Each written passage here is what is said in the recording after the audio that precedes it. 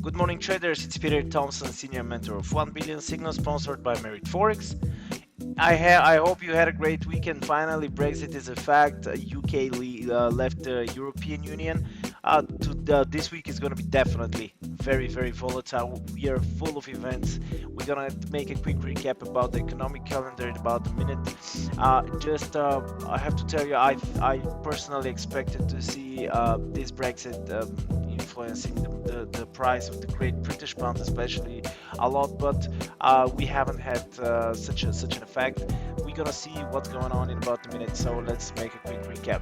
What do we have today? Monday, 3rd of February, manufacturing PMI for UK 9:30 AM GMT, ISM manufacturing PMI 3 p.m. for US, and President Lagarde is gonna give a speech 6 p.m.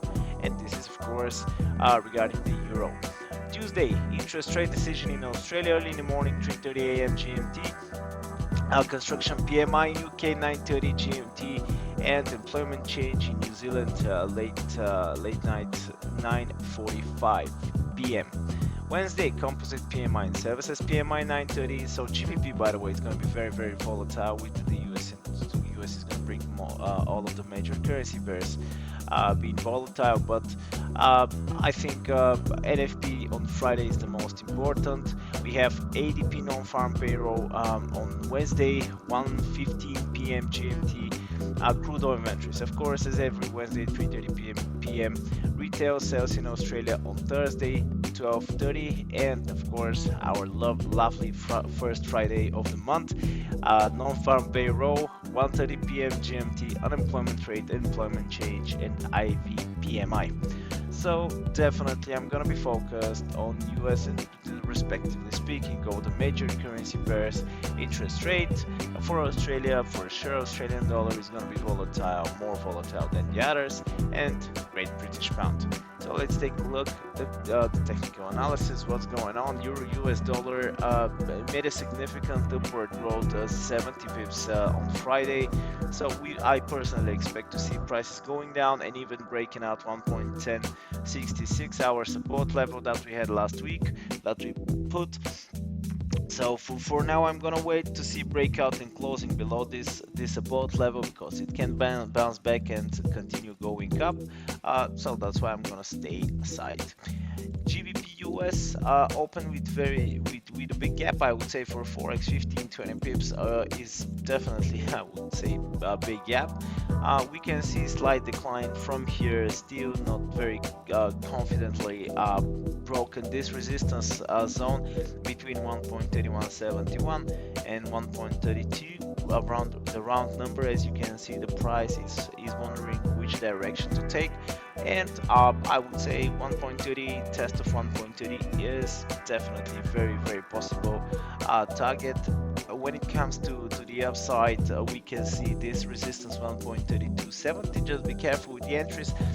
If you ask me, for now I'm gonna just stick to the other major currency pairs. I'm gonna wait to see what's gonna happen with the GBP, which direction it's gonna take, and then I'm gonna take an action. Australian US, what do we have? Strong decline, just continuation. Tested 0.67, even close below that. We have a couple of not very certain support levels here, as you can see here. These lows can act like support levels, and that's why the price is bouncing back right now. I'm not gonna put any support here, just because, as you can see, it's not probably this level around 0.6688, but just I'm gonna keep it like this. So we can see the price bouncing back to the upside, even breaking out the resistance 0.67 and testing around this zone here, 0.6769. Even I would move this one to a new support level, just to make sure that we have the zone. So I'm gonna wait to see if the price is gonna test this level, then we can take some short trades. New Zealand US, quite similar to Australian dollar. Here I've been expecting to see the price going up. Obviously it broken the support level 0.6583 in order to reach 0.6487. After the breakout, of course, it was the breakout was very strong. So it was pretty likely to see testing the support 0.6483. I'm gonna put a new support here. I'm gonna move just this resistance level into a new support, and it's even a support zone between these two levels. And I'm gonna remove this one. It's a very strong here. Okay, let's keep it just to make sure we have it. This is the support line that was tested here, 0.6487. As we see, the price didn't react quite nicely and clear on 0.6487. We can consider that a support zone, but let's leave it like this. USD Canadian, quickly first jump into the crude oil. My long-term forecast, I'm just gonna repeat it, is $30 till the end of March. In the next two months, 3 months, we definitely, I believe we can see $30. Really depends on the OPEC policy, how they're gonna affect the price. You know, they are controlling supply and the demand of the crude oil, mostly the supply, and that's how they can influence the price. For now, we are staying on a very strong support level, 50.60. This is crucial level to see with the crude oil. If crude oil breaks out at this level, the chances to see $45, even $40 per barrel are much higher. Of course, this is not gonna happen overnight, just for a day, like one big candle of $10, even though it's possible. As you can see here, the price just simply deleted $7 per barrel from the price, but I think it's gonna take some time. So a slight recovery to the upside, 52 dollars per barrel is a resistance zone. A resistance line. I'm not gonna put this as a resistance because 54.82 is pretty likely to be tested, because just the drop was very significant, and bigger correction than usual is gonna be normal. So if we see slight recovery of the crude oil, this means slight recovery of the Canadian dollar. USD kept going down and testing 0.32, which is quite logical since we have a support level and support zone here. 0.32 round number. I will delete this 0.32 to 13. Anyway, it's just to make the chart a little bit more clear. I'm gonna delete even the rest of the lines, just like this. And here we go, we have much cleaner chart. 0.3242, 40 pips decline from the current level is pretty possible, and after that continuation to the upside, this is simply gonna be the crude oil correction to the upside, and after that the further drop. If we see crude oil going up, then we're gonna see price closing below 1.32, which is going to be, of course, a selling signal, going down, up, and after that down. But let's see until then what is going to happen. NFP actually is going to give us a good direction and employment change on Friday about the Canadian dollar and the crude oil inventories as well. USD Swiss, what do we have here?